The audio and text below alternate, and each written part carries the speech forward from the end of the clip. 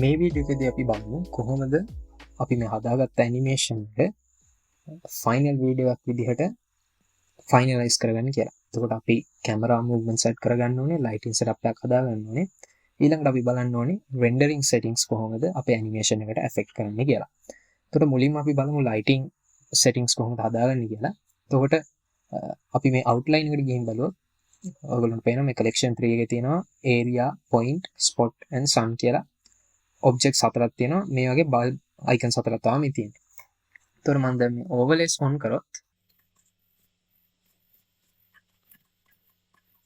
මේ 3D viewport එක ඇතුලේ ඔබ්ජෙක්ට්ස් හතරක් පේන්න තියෙනවා. මේ ඔබ්ජෙක්ට්ස් හතර ලෑම්ප්ස් හතරක්.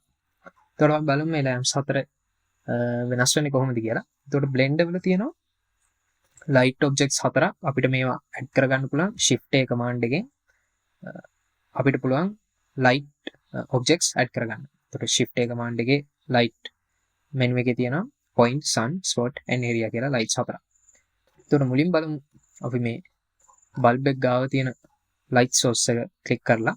එතකොට අපි මේ ලයිට් සෝස් එක සිලෙක්ට් කරපුවාම මේ properties panel එකේ ඔයගොල්ලන්ට පේනවා මේ ලයිට් බල්බ් අයිකන් එකක් ඇවිල්ලා තියෙනවා. එතකොට මේ ලයිට් බල්බ් අයිකන් එකේ preview panel එකක් තියෙනවා ලයිට් කොහොමද scene එකට add වෙන්නේ කියලා පෙන්වන්න. ඊට පස්සේ light settings තියෙනවා, shadow settings තියෙනවා.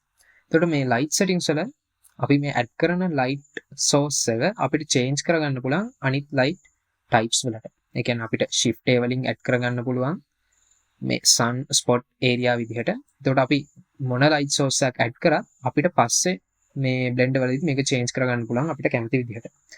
එතකොට මේ point light එකක් කියන්නේ අත්‍තරම spherical විදිහට light emit කරන light source එක.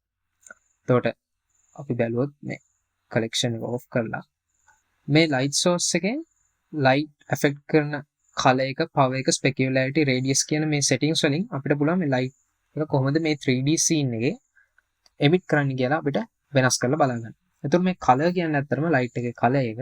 ඊපස්සේ මේ power එකේ මේ watts වලින් තමයි මේක දීලා තියෙන්නේ. හැබැයි මේ watt කියලා මේකේ තිබ්බට මේක ඇත්තටම මේ value එකක් විතරයි. ඒ කියන්නේ අපිට මේ light source එක කොච්චර powerful ද කියලා identify කරගන්න විතරයි මේ watt value එකක් දීලා තියෙන්නේ. මේක ඒ කියන්නේ ඇත්තටම real world විදිහට මේක 20 watts emit කරනවා කියලා අපිට කියන්න බෑ. මොකද මේ power කියන value එක වෙනස් වෙනවා අපි model කරන 3D scene එකේ objects වල measurements අනුව. එතකොට අපි blender වල default measurements යටතේ හරියට real world විදිහට අපි 3D scene එක හදා ගන්නවා නම් සමහර විට මේ power unit එක realistic විදිහටම affect කරන්න පුළුවන්. හැබැයි අපි හිතමු 10:1 ratio එකකින් අපි 3D setup එක හදාගත්තා කියලා. එතකොට අපි power එකත් 10 ගුණයකින් වැඩි කරගන්නවා. එතකොට ඒ විදිහට අපි scene එක බලලා ඒකට ගැලපෙන විදිහට අපි light source එකේ power එකත් වැඩි කරගන්න ඕනේ. එතකොට අපිට පුළුවන් මේ light source එක කොහොමද affect කරන්නේ කියලා බලන්න. අපි add කරගමු පොඩි plane එක.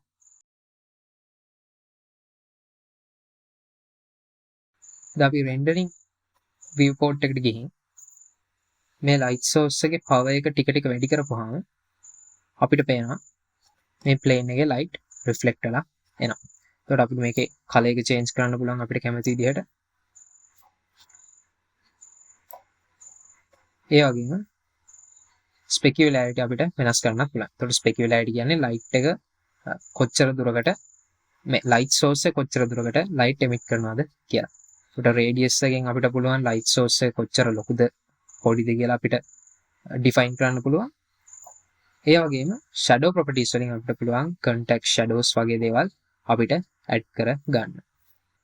ඊළඟට මේ point light එකම අපිට change කරගන්න පුළුවන් sunlight එකක් විදිහට. එතකොට අපි sunlight එකක් විදිහට මේක change කරපුවම මේ සම්පූර්ණ 3D setup එකම illuminate වෙලා පේනවා. මොකද මේක දැන් ඇත්තට මේ වෙලාවේදී මේක sun කොහොමද light emit කරන්නේ කියලා තමයි මේ 3D setup එකෙන් මේකේ light emulate කරන්නේ.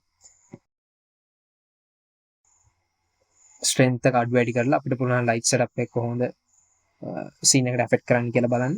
එතකොට මේ sun lamp එකේ point lamp එකේ වෙනස තමයි මේ sun lamp එකේ දැන් මේ point lamp එකේ radius කියන value එක infinity ගියාම තමයි මේ sun lamp එක හැදෙන්නේ. එතකොට ඒ විදිහට තමයි මේකේ calculations හදලා තියෙන්නේ. එතකොට අපිට පුළුවන් මේ sun lamp එකේ colour එක වෙනස් කරලා අපිට අවශ්‍ය විදිහට 3D setup එක හදාගන්න. ඊළඟට තියෙනවා spotlight කියලා type එක. ඒතකොට මේ spotlight කියන්නේ ඇත්තටම අපි දැකලා තියෙන spotlight එකම තමයි. ඒතකොට මේකේ conical shape එකක් තියෙන්නේ. අපිට මේකේ spotlight එකේ radius එක අඩු වැඩි කරගන්න පුළුවන්. ඊට පස්සේ intensity එක අඩු වැඩි කරගන්න පුළුවන්. ඊපස්සේ direction එකත් අපිට හදාගන්න පුළුවන්. ඊළඟට තියෙනවා area lamps කියලා જાතිය. ඒතකොට මේ area lamps කියන්නේ plane object එක. point lamp එක කියන්නේ spherical object එක. area lamp එක කියන්නේ plane object එක. එතකොට මේ area lights අපිට use කරන්න පුළුවන් ambient lighting වලදී. දැන් අපි ගත්තොත් අපේ මේ වෙසක් කූඩුව අපිට illuminate කරගන්න පුළුවන් මේ light sources පාවිච්චි කරලා. අපිට පුළුවන් අපේ මේ light bulb එකට light source එකක් add කරගන්න. එතකොට ඒක අපේ main light එක විදිහට අපිට පාවිච්චි කරන්න පුළුවන්. ඊට පස්සේ අපිට පුළුවන් ambient light එක use කරන්න මේක තව colourful කරගන්න. එතකොට අපි බලමු ඒක කරන්නේ කොහොමද කියලා. bulb එක ගාවට point light එකක් add කරගමු. මම bulb එක select කරලා shift S වලින් cursor to selected දෙනවා. එතකොට 3D cursor එක bulb එක ගාවට move වෙනවා. ඊට පස්සේ මම shift A command එකෙන් point light එක add කරගන්නවා. එතකොට දැන් මේ point light එක add කරගත්තාම මේ ඇතුලේ light source එක add වෙලා තියෙනවා පේනවා. එතකොට මේකේ අපි radius එක ටිකක් වැඩි කරගමු. ඊට පස්සේ strength එක වැඩි කරගමු 200 වලට විතර. overlays off කරලා අපිට පේනවා මේ වෙසක් කූඩුව illuminate වෙලා තියෙනවා. එතකොට අපිට මේ වෙසක් කූඩුවේ පාට අපිට වෙනස් කරගන්න පුළුවන්. ඇත්තට මේ material එකේ color එක වෙනස් කරලා ඒ වගේම අපිට ඔන්න පුළුවන් මේ light bulb එකේ color එක වෙනස් කරලා වෙසක් කූඩුවේ සම්පූර්ණ color එකම වෙනස් කරලා පෙන්නන්න.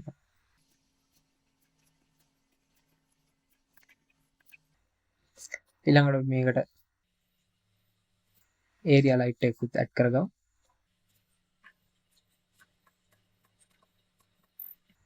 මේක මම ස්කේල් එක වැඩි කරගන්නවා.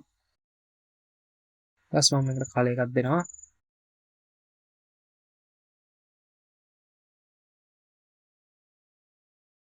light green වගේ.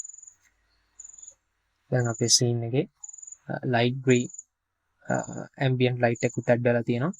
ඊට පස්සේ light blue color light source එකකුත් අපිට add වෙලා තියෙනවා.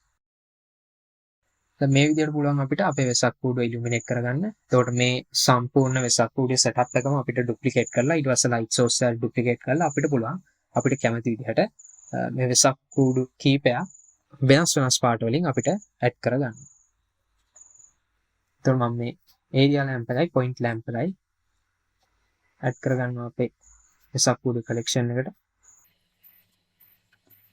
ඊට පස්සේ මම මේ ඔක්කොම select කරලා මේ ටික duplicate කරගන්නවා. දැන් මේ light sources වල colors වෙනස් කරලා බලමු.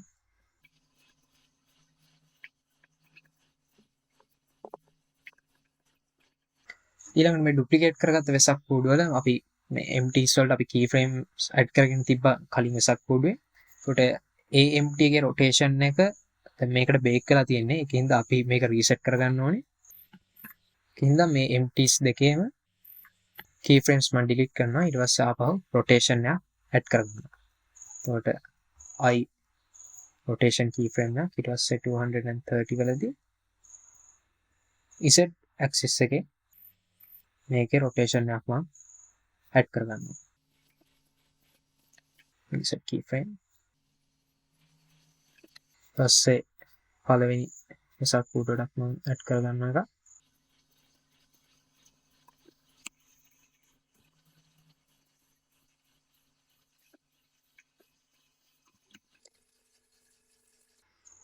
ඊට පස්සේ අපි Bakewell Dynamics select කරමු.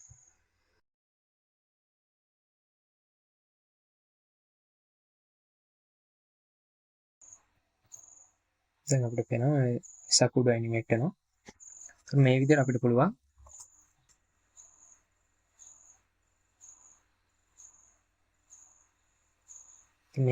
අපිට අපේ වෙසක් කූඩු animate කරගෙන මේකට lighting setup එකක් හදාගන්න. ඊළඟට අපි බලමු මේකට මේ ඇනිමේෂන් එක ෆයිනලයිස් කරගන්න අපි කැමරා සෙටප් එකක් කොහොමද හදාගන්නේ කියලා. එතකොට අපිට මේ සෙටප් එකට කැමරා එකක් ඇඩ් කරගන්න පුළුවන්. shift a කැමරා කියන කමාන්ඩ් එකෙන්.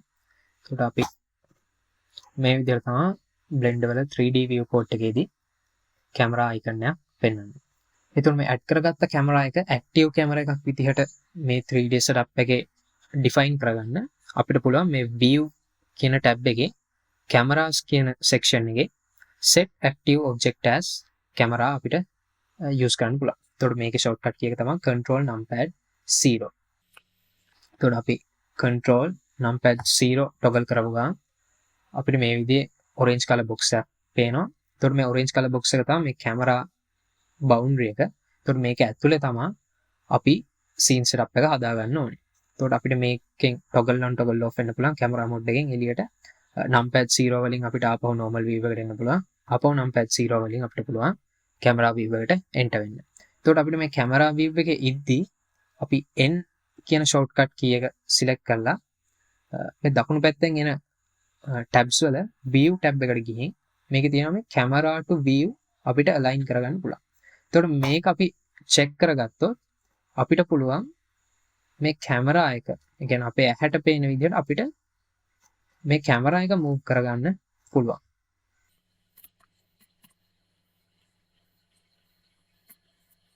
ඊළඟට අපි මේ camera view කියන එක toggle off කරොත් අපිට පුළුවන් normal විදිහට 3D viewport එකේ move වෙන්න. එතකොට මේ camera to view කියන option එකේ ඉද්දි අපි scroll in scroll out කරොත් අපිට පුළුවන් scene එක ඇතුළට zoom in zoom out කරන්න. කියන්නේ මේ කැමරා එකම අපිට පුළුවන් zoom in zoom out කරන්න.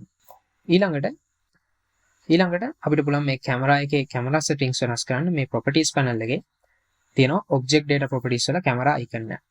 එතකොට මේකේ උඩම තියෙන camera name එක, ඊට පස්සේ lens type එක, focal length, lens unit විදිහට අපිට මේකේ options ගොඩක් වෙනස් කරන්න පුළුවන්.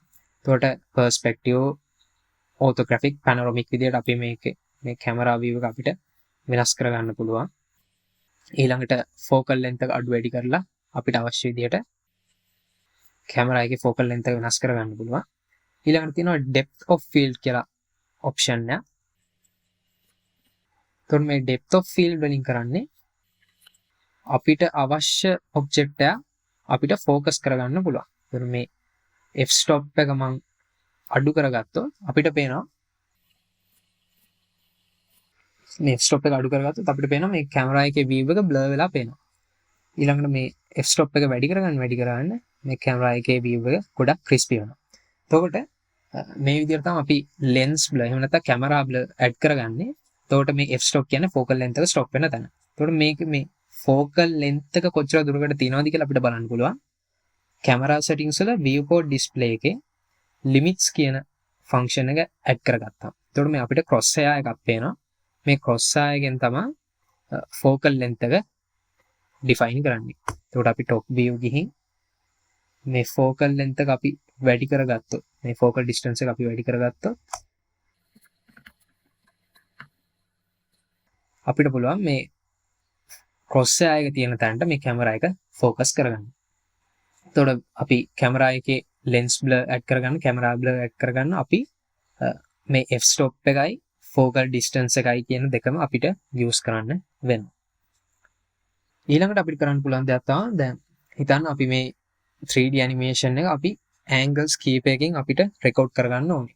එතකොට අපිට පුළුවන් මේ single camera එකම animate කරගන්න පුළුවන් අපිට කැමති විදිහට මේ timeline එකේ keyframes දාලා. එහෙම නැත්නම් අපිට පුළුවන් තව cameras කීපයක් මේ 3D setup එකට add කරගෙන ඒ cameras වල ඒ shots එන්න ඕනේ duration එකට අපිට පුළුවන් මේ camera එක bind කරගන්න. එතකොට ඒකට අපි මේ timeline කියන එක use කරගන්නවා. මේ timeline එකේ අපිට පුළුවන් timeline එක උඩ mouse එක හුවා කරගෙන ඉද්දි M shortcut key එකෙන් අපිට පුළුවන් camera markers add කරගන්න. එතකොට මේ camera marker එක add කරගත්තා මුලින්ම එනවා f_01 ඒ කියන්නේ frame number එක. එතකොට මේ විදිහට අපිට මේ camera marker එකක් add කරගන්න පුළුවන් shortcut key එකෙන් වගේම මේ marker කියන option එකෙන් අපිට පුළුවන් add marker දෙන්න. ඊළඟට මේ camera marker එකට අපිට අපේ active camera එක, ඒ කියන්නේ දැන් cameras ගොඩක් තියෙනවා නම් scene එකේ තියෙන active camera එක අපිට පුළුවන් මේ කැමරා මාක් එකට බයින්ඩ් කරගන්න. එතකොට ඒකට අපි කරන්නේ ටයිම්ලයින් එකෙද්දී control B කියන ඔප්ෂන් එකක් දෙන්න ඕනේ මේ ඇක්ටිව් කැමරා එක සිලෙක්ට් කරලා තියෙද්දි. එතකොට ඒ විදිහට අපි මේ කැමරා එක සිලෙක්ට් කරලා තියෙද්දි ටයිම්ලයින් එකේ control B ඔප්ෂන් එක දීපු ගමන් මේ කැමරා එක කැමරා මාක් එකට බයින්ඩ් වුණා. එතකොට දැන් අපිට පේනවා කැමරා 001 දීලා තියෙනවා. ඊළඟට අපි තව කැමරා එකක් මේ 3D setup එකට ඇඩ් කරලා බලමු කොහොමද මේ කැමරා බයින්ඩ්ස් වර්ක් කරන්නේ කියලා. එතකොට මේ කැමරා එක මම ඇක්ටිව් කැමරා එක විදිහට දැන් ඇඩ් කරගන්නවා 50th ෆ්‍රේම් එකේදී වගේ අපිට ඕනේ අපි මේ දෙවනියට ඇඩ් කරගත්ත කැමරා එකේ view එක. ඒතර මම මුලින්ම ටයිම්ලයින් එකේ M වලින් කැමරා මාකයක් ඇඩ් කළා. ඊට පස්සේ දැන් මේ සිලෙක්ට් කරගත්ත කැමරා එක අපිට ඇක්ටිව් කැමරා එකක් විදිහට ඇඩ් කරගන්න ඕනේ. එතකොට ඒක කරන්න අපිට පුළුවන් මේ view කියන ඔප්ෂන් එකේ cameras ඔප්ෂන් එකේ set active object as camera කියන ඔප්ෂන් එක දෙන්න. එතකොට control numpad 0 ක්ලික් කරපුවාම අපිට එනවා මේ දෙවනියට ඇඩ් කරගත්ත කැමරා එකේ view එක. ඊට පස්සේ n වලින් මම align camera to view use කරගන්නවා මේ කැමරා එක මට අවශ්‍ය තැනට පොසිෂන් කරගන්න.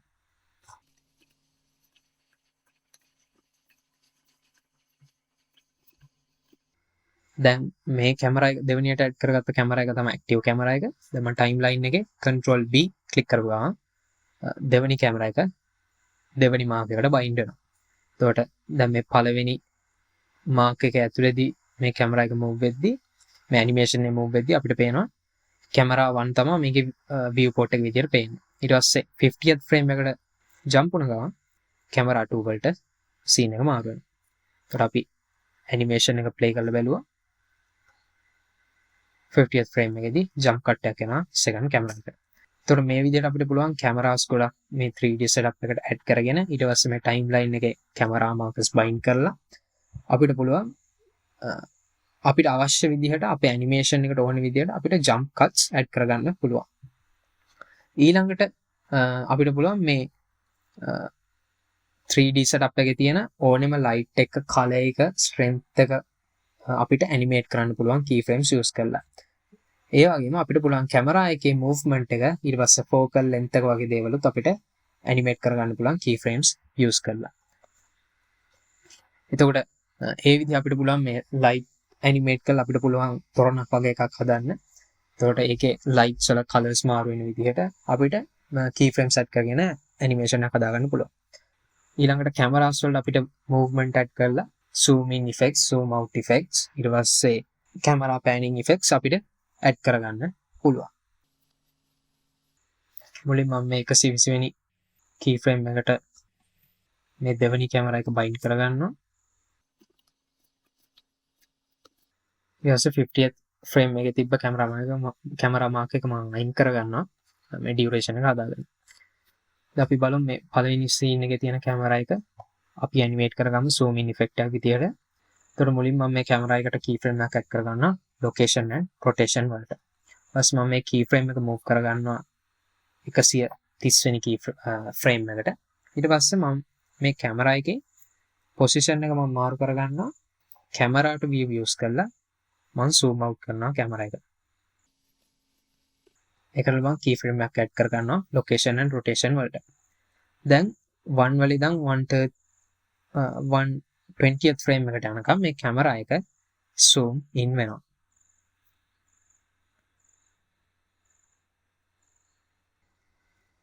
ඊළඟට මේ කැමරා එකේ මම focal length එක මම animate කරගන්න. එතකොට මේකේ දැන් original position එක මම 40 mm විතර දෙනවා. එතකොට මේකේ keyframe එක මම add කරගන්නවා 250 වෙනි 260 වෙනි frame එකට. ඊට පස්සේ දැන් මේක zoom in effect එකක් හදාගන්න මම මේ focal length එක වැඩි කරගන්නවා 24 mm විතර දෙන්න. ඊට පස්සේ keyframe එකක් add කරගමු. දැන් මේ animation එක play කරපුවාම focal length එක වෙනස් වෙනවා.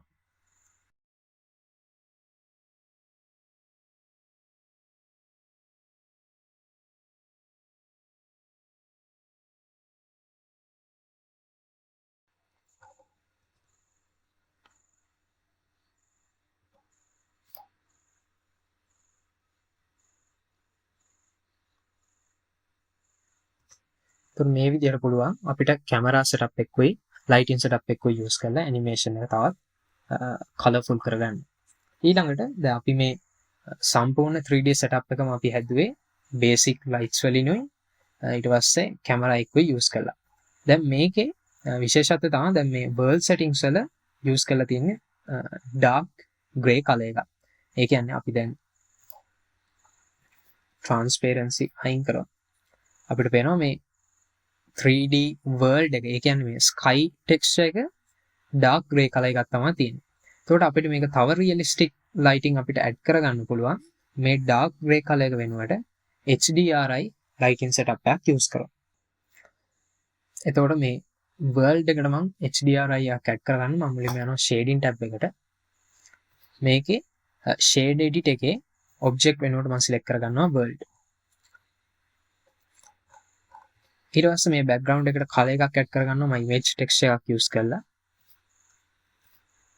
ඊට පස්සේ අපිට මේ image texture එක map කරගන්න ඕනේ texture coordinate එක use කරලා. එතකොට texture coordinate එකකුයි mapping node එකකුයි මම add කරගන්නවා.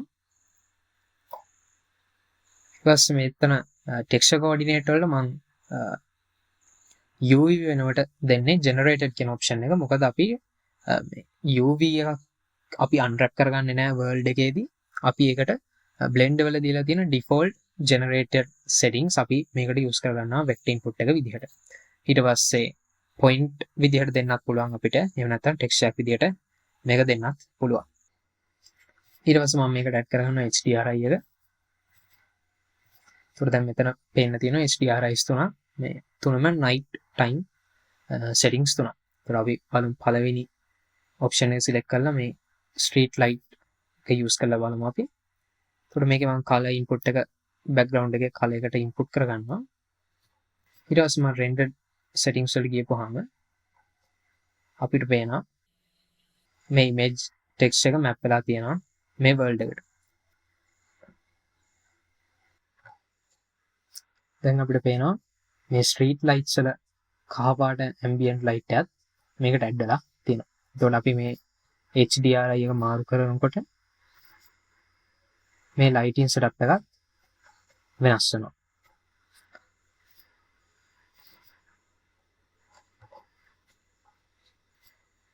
එතකොට මේ විදිහට අපිට පුළුවන් මේ realistic world lighting use කරගන්න. මොකද දැන් අපි VFX වගේ අපි use කරනවා නම් අපි හිතමු දැන් අපි record කරපු footage එකකට අපිට 3D object එකක් add කරගන්න ඕනේ. එතකොට අපි මේ record කරපු footage එකේ ඇත්ත realistic lighting අපි use කරන්න ඕනේ 3D object එකේ world lighting වලට.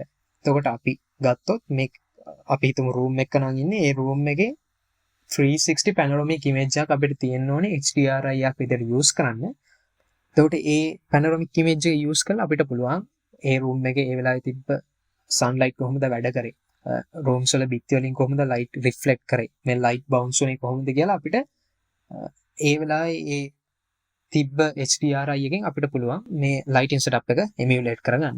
ඒතකොට realistic world lighting වලට අපි normal color එකක් use කරනවා වෙනකොට ගොඩක් වෙලාවට 3D artist කෙනෙක් විදිහට use කරන්නේ HDRI map එකක්. ඒතකොට මේ විදිහට තමයි lighting setup එකකුයි camera setup එකකුයි හදාගන්නේ. HDRI එකක් add කරගන්න පුළුවන් world lighting වලට. ඊට පස්සේ අපිට මේ light sources හතරක් තිබ්බා add කරගන්න පුළුවන්. sun, point, ඊට පස්සේ plane and spotlight. ඊළඟට අපිට camera set කරගන්න පුළුවන් shift A command එකෙන්. ඊට පස්සේ අපි දැක්කා camera එකක් අපිට active camera එකක් විදිහට add කරගන්න පුළුවන් scene එකට. ඊට පස්සේ timeline එකේ camera markers වලට cameras bind කරන්න පුළුවන්. ඊට පස්සේ focal length වගේ දේවල් අපිට animate කරන්න පුළුවන් camera එක. camera එකේ movement එක අපිට animate කරන්න පුළුවන්. ඒක මේ විදිහේ concepts ඔක්කොම මේ විදිහේ concepts පාවිච්චි කරලා අපිට පුළුවන් සම්පූර්ණ animation එකක් අපිට finalize කරගන්න වීඩියෝ එකක් විදිහට.